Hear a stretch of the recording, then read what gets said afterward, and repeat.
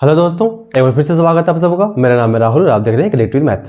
तो आज हम देखने वाले हैं 3D ऑब्जेक्ट्स के उसके क्षेत्रफल और उसका आयतन, एरिया और उसके वॉल्यूम देखने वाले हैं। इससे पहले हम लोग एक और वीडियो कर चुके हैं जिसमें हम 2D ऑब्जेक्ट्स के उसके पेरीमीटर, उसका एरिया देख चुके हैं ना, क्योंकि 2D ऑब्जेक्ट्स में क्षेत्रफल आता है केवल, उसमें आयतन या वॉल्यूम उसमें नहीं आता।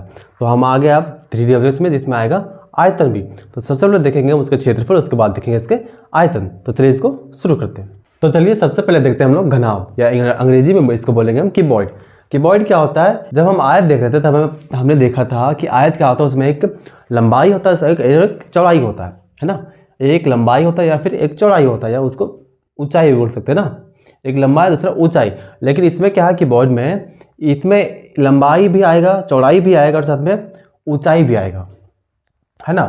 यहाँ से देखिए, अगर यहाँ से बात करें तो यहाँ से यहाँ तक क्या आ गया, ये इसका लंबाई आ गया एल, है ना। एल क्या हो गया? एल हो गया इसका लंबाई, एल हो गया इसका लंबाई, एल हो गया। अब यहाँ से यहाँ एक इसका क्या हो गया, चौड़ाई, है ना। डब्बा देखा होगा आपने, या रूम ही ना, रूम एक में क्या होता है, एक लंबाई होता है, चौड़ाई होता है, एक ऊंचाई होता है।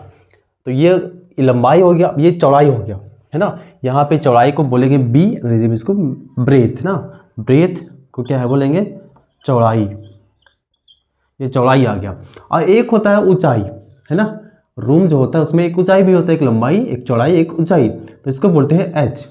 एच मतलब कि हाइट, एच क्या बोलेगा, ऊंचाई। ये क्या हो जाएगा, ऊंचाई। तो इसमें क्यूबॉइड में क्या क्या आया, लंबाई, चौड़ाई और ऊंचाई आया, है ना। आयत जो था उसमें केवल लंबाई या फिर चौड़ाई आ रहा था, या फिर लंबाई और ऊंचाई, केवल दो ही आ रहा था उसमें। इसमें तीनों आएगा तो ये बन जाएगा एक क्यूब, है ना। और यहाँ एंगल वही रहेगा जो आयत में था, जो आयत में था 90 डिग्री, वहाँ यहाँ भी वही एंगल होगा 90 डिग्री प्रत्येक कोण पे, जगह पे ना। प्रत्येक जो साइड्स इसका एक दूसरे से 90 डिग्री बनाएगा। तो ये बन गया एक घनाभ। तो इसका दो दो क्षेत्रफल होता है, एक होता है पार्श्व, दूसरा होता है कुल। पार्श्व का मतलब होता है केवल दीवार, है ना। आप अपने रूम को देख सकते हैं, केवल दीवार को जब देखेंगे, उसके क्षेत्रफल को जब ज्ञात करेंगे तो क्या कहलाएगा, पार्श्व क्षेत्रफल, है ना। अंग्रेजी में बोलेंगे इसको लेटरल, पार्श्व क्षेत्रफल, या फिर अंग्रेजी में बोलेंगे इसको लेटरल एरिया। पार्श्व क्षेत्रफल की बात करें तो केवल दीवार, है ना। तो दीवार जो होता है सो चार होता है, चार में से दो एक दूसरे से बराबर होता है, बाकी दो एक दूसरे से बराबर होता है। तो पहला जो दीवार होगा, मान लीजिए दीवार है एच, है ना। एक एच उसका ऊंचाई है, दूसरा उसका चौड़ाई कितना है बी। तो उसका क्षेत्रफल कितना निकल जाएगा, एच बी। उसका कितना निकल जाएगा, बी एच या फिर एच बी। उसके सामने वाला का भी सेम डायमेंशन होगा, लंबाई चौड़ाई दोनों का सेम होगा, तो उसका भी कितना जाएगा, बी एच। ये हो गया, दो अपोजिट वाला खत्म हो गया। तो अब इसमें कौन सा बच गया, तीसरा दीवार जो इन दोनों से इक्वल नहीं था। तो तीसरा में कौन आ जाएगा, इसमें भी एच तो आएगा, साथ में इसमें क्या आ जाएगा, एल।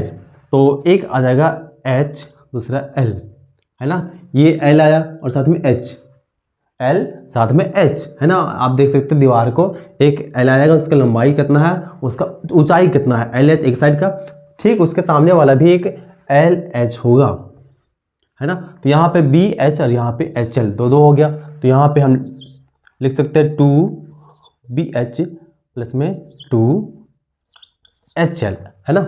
2 एच एल और 2 बी एच।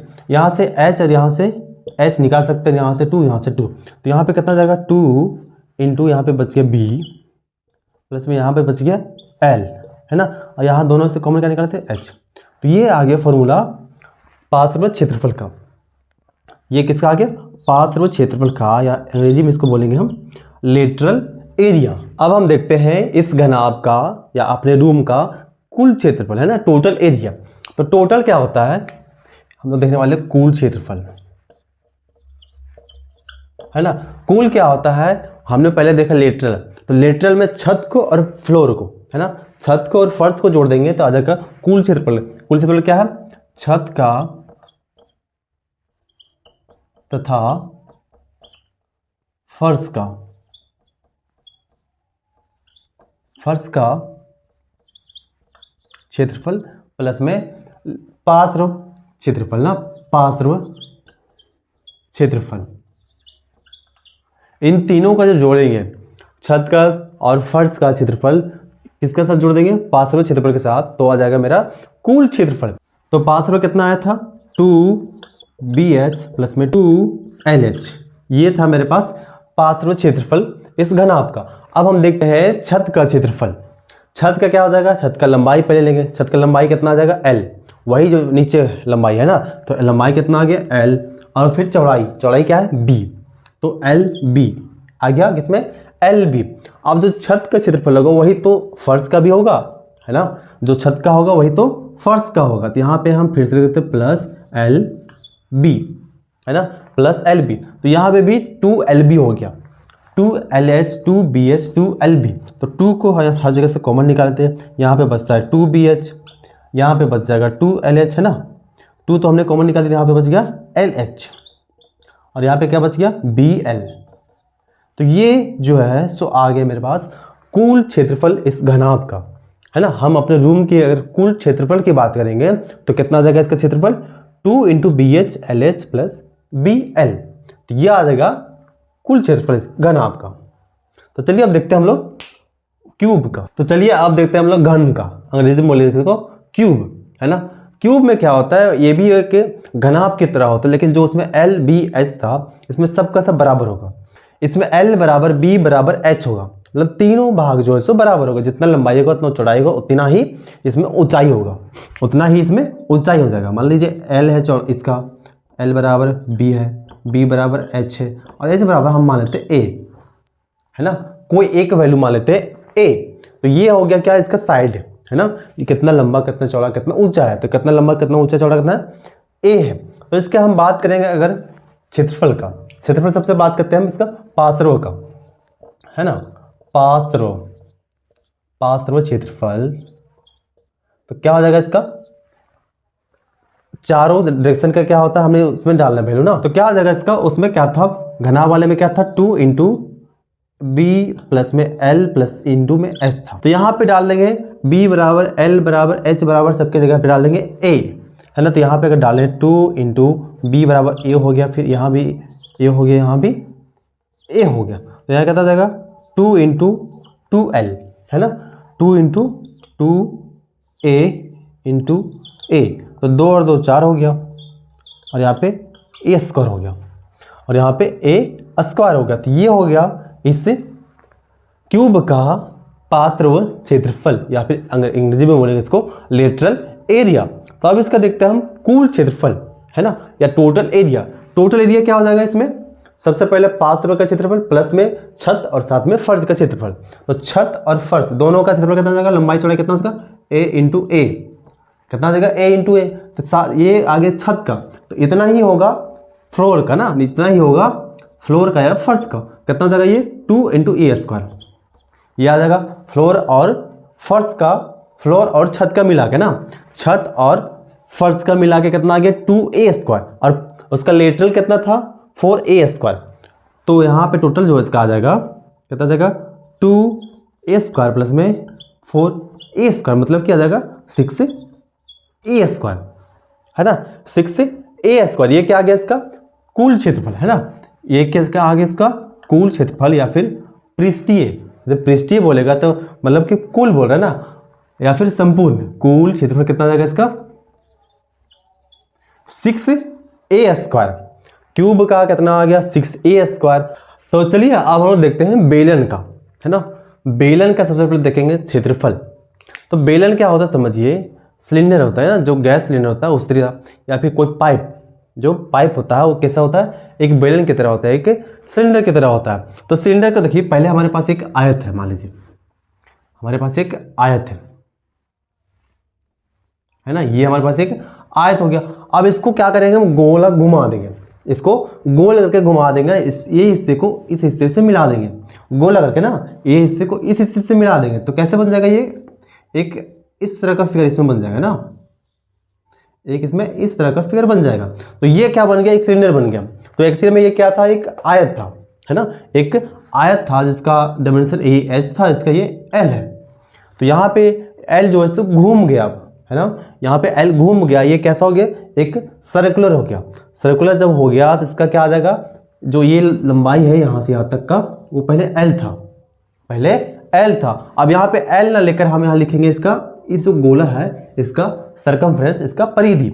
इसका परिधि कितना हो जाता है 2 पाई आर, है ना। इसका कहता जाएगा परिधि 2 पाई आर, इसका सरकमफ्रेंस मतलब कि यहाँ से यहाँ तक का जो दूरी है वो क्या कहलाया इसका सरकमफ्रेंस। तो यहाँ क्या आ गया, एक आ गया इसका सरकमफ्रेंस, है ना। अगर यहाँ पे आयत के निकालते तो यहाँ कितना आता था सीधा directly L into H, L into H. तो यहाँ पे एल कितना आ गया 2 पाई आर, तो बच क्या गया एच बच गया इसमें केवल, जो कि यहाँ से यहाँ तक है ना, जो कि यहाँ से यहाँ तक है। तो यहाँ पे अगर हम एच से गुना कर दें इसको तो ये क्या आ जाएगा इसका वक्र पृष्ठीय क्षेत्रफल, है ना। ये जो वेलर है इसका क्या आ जाएगा वक्र पृष्ठीय क्षेत्रफल, मतलब कि वो वक्र का मतलब है केवल घुमा हुआ हिस्से का ना, जो ऐसे घुमा हुआ है उसी हिस्से का हम क्षेत्रफल इसमें निकालें। ये जो सिलेंडर ये गैप है बीच में, है ना, ये जो हिस्सा ये और ये बीच में गैप है। अब इसमें क्या होता है कभी कभी गैप इसमें नहीं होता है ना, इसमें कभी कभी गैप नहीं होता है।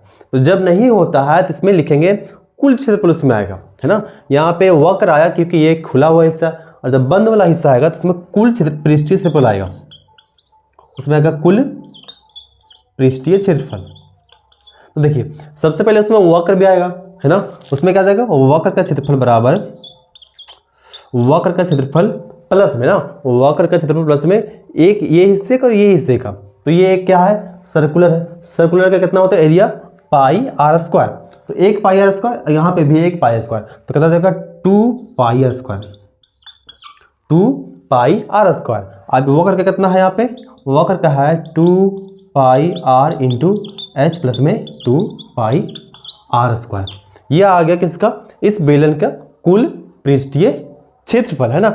चाहे वक्र की बात करें चाहे ये गोले वाले से क्रॉस सेक्शन एरिया की बात करें, दोनों मिल के कितना आएगा इसमें 2 pi R H into plus में 2 पाई आर स्क्वायर। यहाँ से कॉमन निकाल लेके हम और इसको और भी छोटा कर सकते हैं, जैसे कि कॉमन क्या जाएगा 2 कॉमन आ गया, पाई कॉमन आ गया, और आर दोनों जगह से कॉमन आ गया एक, है ना।